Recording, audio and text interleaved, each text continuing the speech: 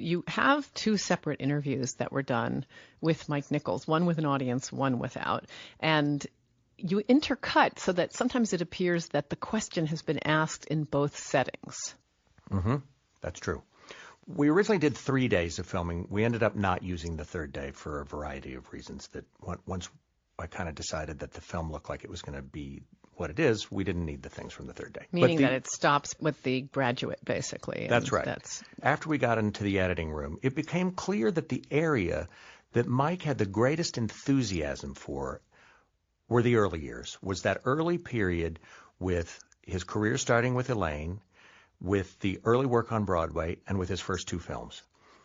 And one day he told me on the phone when we were chatting, I said, here's what I'm thinking of as the shape of the film. It would be about you becoming Mike Nichols, about you learning all the things you needed to learn, exploring both improvisational comedy, directing for the stage, and directing your first two films.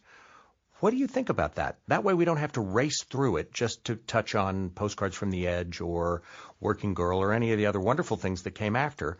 And he was very enthusiastic about the idea. He loved it. He said, I think it's much better because then we can really explore the stuff I'm talking about. And he said, I'll tell you something. I think most directors do their best work early. He said, I think I did my best work early. He said, I think The Graduate was my best film.